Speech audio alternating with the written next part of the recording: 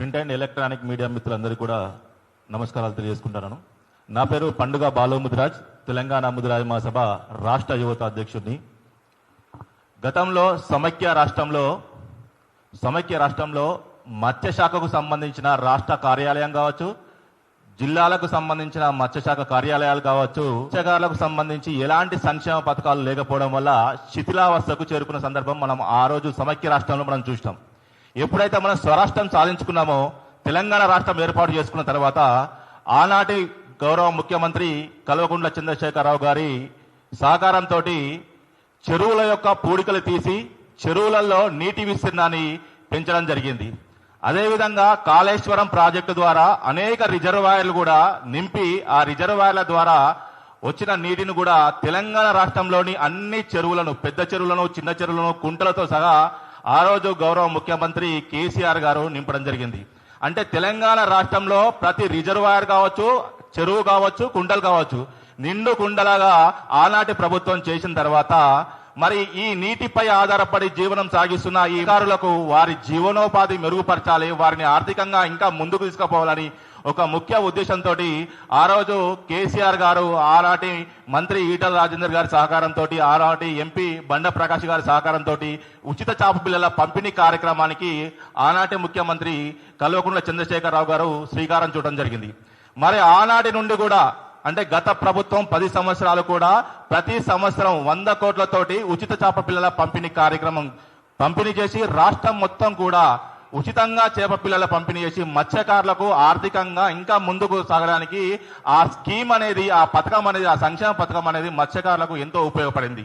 మరి ఎప్పుడైతే కాంగ్రెస్ ప్రభుత్వం వచ్చి ఇప్పటికీ 18 నెలలు అవుతుంది. మరి 18 నెలలు అయినప్పటికీ కూడా గతంలో పోయిన సంవత్సరం అంటే ప్రతి సంవత్సరం 100 కోట్ల బడ్జెట్ పిల్లలకు, ఈ సంవత్సరం కాంగ్రెస్ ప్రభుత్వం 20 కోట్లు మాత్రమే పెట్టి ఈరోజు మత్స్యకారుల యొక్క గుండెలపై ఒక తన్ను తన్నింది అని ఈ సందర్భంగా నేను తెలియజేస్తున్నాను.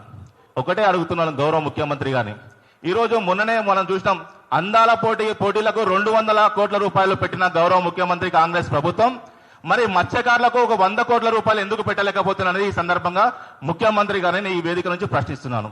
మరి 200 కోట్ల రూపాయలు పెట్టిన అందాల పోటీలకు పెడితే మరి ఈరోజు తెలంగాణ రాష్ట్రానికి ఎంత రాబడి వచ్చింది, ఎంత ఆదాయం వచ్చింది? ఈ సందర్భంగా గౌరవ ముఖ్యమంత్రి తెలంగాణ రాష్ట్ర ప్రజలకు సమాధానం చెప్పాలి. ఈ రోజు ప్రతి సంవత్సరం ఒక 100 కోట్ల రూపాయలను మత్స్యకారుల కోసం పెట్టుబడి పెడితే ఈరోజు 6,000 కోట్ల రూపాయలను మనము సంపదను మత్స్యశాఖ సృష్టించడం జరుగుతుంది. అంటే ఒక 100 కోట్లను మత్స్యకారులకు పెడితే 6,000 కోట్ల సంపద సృష్టిస్తున్నారు మత్స్యకారులు. మరి 200 కోట్ల రూపాయలు మరి అందాల పోటీలు పెట్టినావు కదా, మరి ఎంత సంపద సృష్టించారు తెలంగాణ రాష్ట్ర ప్రభుత్వానికి, తెలంగాణ రాష్ట్ర ఆదాయానికి ఎన్ని కోట్ల ఆదాయం వచ్చిందని ఈ సందర్భంగా ఈ వేదిక నుంచి గౌరవ ముఖ్యమంత్రి రేవంత్ రెడ్డి గారిని డిమాండ్ చేస్తున్నాను. అదేవిధంగా కాంగ్రెస్ ప్రభుత్వం, కాంగ్రెస్ పార్టీకి సంబంధించిన ప్రతి సంవత్సరం పత్రికా ప్రకటనల కోసం అనేక 100 కోట్ల రూపాయలను ఖర్చు చేస్తుంది.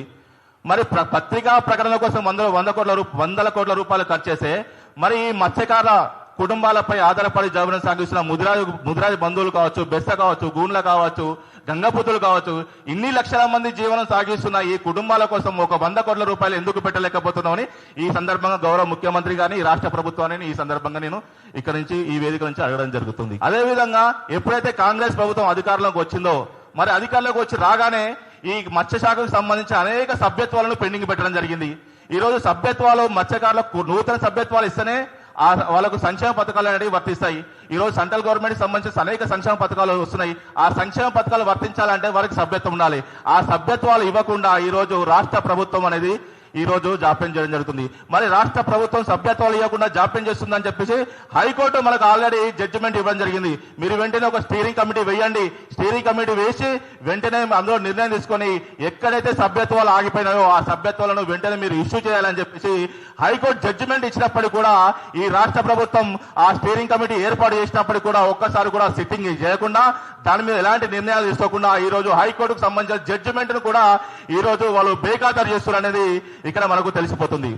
అదేవిధంగా రాష్ట్రంలో ఈరోజు సొసైటీలకు సంబంధించిన రాష్ట్ర చైర్మన్ అనేది ఒక ప్రక్రియ అనేది ఏ విధంగా సాగుతుంది అంటే, గ్రామాలకు సంబంధించిన సొసైటీలు, ఆ సొసైటీలు అన్ని కూడా ఒక జిల్లా చైర్మన్ ఎన్నుకోవడం జరుగుతుంది. జిల్లా చైర్మన్ ఎన్నుకున్న తర్వాత రాష్ట్రంలో ఉన్న రాష్ట్ర చైర్మన్ ఎన్నుకోవడం జరుగుతుంది. కానీ ఈ రోజు కాంగ్రెస్ ప్రభుత్వం ఏం చేసింది, జిల్లాలో ఎలాంటి ఎన్నికలు పెట్టలేదు, గ్రామాల్లో ఎలాంటి ఎన్నికలు పెట్టలేదు.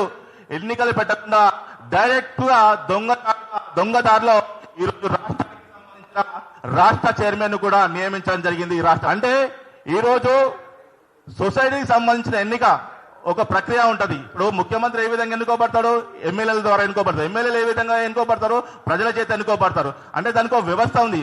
అదే విధంగా మత్స్య శాఖకు సంబంధించిన చైర్మన్లకు సంబంధించిన వ్యవస్థ కూడా ప్రతి మత్స్యకారుడు కూడా ఆ సొసైటీకి సంబంధించి చైర్మన్ అనుకుంటాడు. ఆ చైర్మన్ కలిసి జిల్లా చైర్మన్ అనుకుంటారు. జిల్లా చైర్మన్ అందరూ కలిసి రాష్ట్ర చైర్మన్ అనుకుంటారు.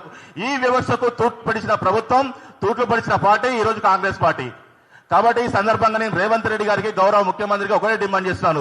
మీరు ఏదైతే అక్రమ మార్గంలో ఎవరినైతే పెట్టిరో, కనీసం ప్రాథమిక సభ్యత్వం లేని వ్యక్తిని, కనీసం మత్స్యశాఖ పైన అవగాహన లేని వ్యక్తిని, ఈ రోజు చేపలంటే తెలియని వ్యక్తిని, ఈ రోజు చెరువు అంటే తెలియని వ్యక్తిని, కుంట అంటే తెలియని వ్యక్తిని, రిజర్వాయర్ అంటే తెలియని వ్యక్తిని, ఈ రోజు హైదరాబాద్ ప్రాంతానికి సంబంధించిన ఒక వ్యక్తిని తీసుకొచ్చి ఈ రోజు రాష్ట్ర చైర్మన్ గా మీరు కూర్చోబెట్టారు. ఈ రోజు రాష్ట్ర చైర్మన్ గా అయిన తర్వాత ఆ చైర్మన్ గారు ఇంతవరకు కూడా ఈ మత్స్యశాఖ సంబంధించిన ప్రతి సంవత్సరం 100 కోట్ల బడ్జెట్ ప్రవేశపెడితే ఇంతవరకు 100 కోట్ల బడ్జెట్ కు తూట్లు పడిచిండు. అదేవిధంగా గతంలో ఎవరైతే చేపపిల్లలు పంపిణీ చేసిరో కాంట్రాక్టర్లు, ఆ కాంట్రాక్టర్లకు ఈ రోజు డబ్బులు ఇవ్వకుండా ఆయన ఎలాంటి సహకారం చేయడం లేదు. అదేవిధంగా నూతనంగా అనేక సంక్షేమ పథకాలు తీసుకురావాల్సిన బాధ్యత చైర్మన్ పైన ఉంటది. మనం గతంలో చూసాం, మత్స్యకారుల కోసం 2 వీలర్ వెహికల్స్ ఇచ్చారు, అదేవిధంగా 4 వీలర్ వెహికల్స్ ఇచ్చారు, లగేజ్ ఆటోలు ఇచ్చారు, బొలెరో బండ్లు ఇచ్చారు, అదేవిధంగా డీసెల్ వెహికల్స్ ఇచ్చారు. ఆ రోజు మత్స్యశాఖకు సంబంధించిన మంత్రి తలసాని శ్రీనివాస్ యాదవ్ గారు కావచ్చు, అదేవిధంగా దానికి ఆ కమిటీలో ఉన్న ఎమ్మెల్యేలు కావచ్చు, ముఠా గోపాల్ గారు కావచ్చు, అదేవిధంగా ఈటల రాజేందర్ కావచ్చు, ఆనాటి మంత్రి బండ ప్రకాష్ గారు కావచ్చు, ఈ సంక్షేమ పథకాల కోసం కృషి చేసిన వ్యక్తులు. మరి ఇదే జాతిలో పుట్టిన వ్యక్తి కదా ఈ చైర్మన్, మరి ఎందుకు సంక్షేమ పథకాలను తీసుకురాలేకపోతుండు? ఉన్న సంక్షేమ పథకాలకు తూట్లు పడుతూ రాబోయే సంక్షేమ పథకాలు తీసుకురాకుండా ఈ రోజు కాంట్రాక్టర్, రాష్ట్రంలో కాంట్రాక్టర్ అంటే చేప పిల్లలు సప్లై చేద్దామని ఏదైనా కాంట్రాక్టర్ ముందుకు వస్తామంటే ఈ రోజు భయపడే పరిస్థితి ఈ రోజు తెలంగాణ రాష్ట్రంలో ఏర్పడింది.